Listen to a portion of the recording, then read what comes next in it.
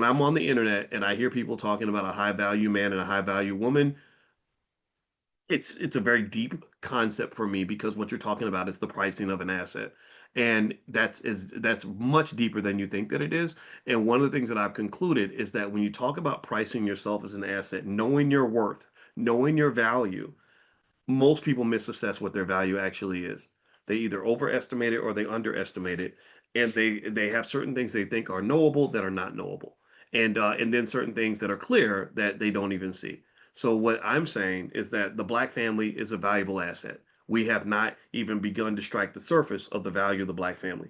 You are a valuable asset. The reason these white folks want to hire you for these jobs is because you are so valuable. That's why they could literally put a slave on their list of assets and calculate the value of their slaves as part of their net worth and get a mortgage based on they can borrow against your value because you were so valuable to so many other people. So the other part of valuation in asset pricing is the ability to even understand and see the value of something. If you don't see the value, if you don't see your worth, then the worth pretty much kind of doesn't exist because you're not utilizing that value, right? Like when you have that free time, you have that intellect, you have that culture, you have so many things that make you valuable and precious, and you live in a world where black people are significantly undervalued by other people.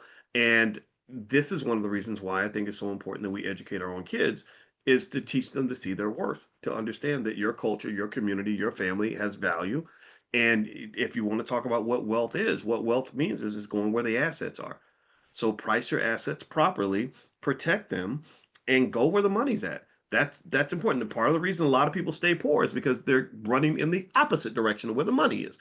You're running across town trying to go get assets, trying to get some sort of financial uptick, and you don't realize that you left the wealth back at your mama's house, right? So really, when you talk about asset price, that's a very deep topic for me. So don't you ever come up to me and say I'm a high value man because I'm literally I could pull an equation out on your ass and say I don't know, according to my calculation, I don't know how you really are even assessing your high value man status. You're saying because you have money and a good job, or is that what makes you a high value man? I don't know. Anyway, so my point is to say that at the end of the day, knowing your worth is really important, but then understanding what that actually even means is huge. Everything's about markets and all this stuff. So anyway, so let's move on before I get too weird here. All right, so well, the website for the stock market class, drboystockmarket.com.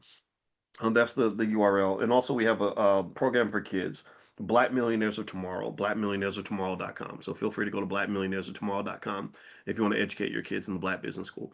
All right, so here is the video that I wanted to show you, and I don't know who this young lady is, and I hope she doesn't get mortified that I'm talking about her on in this class.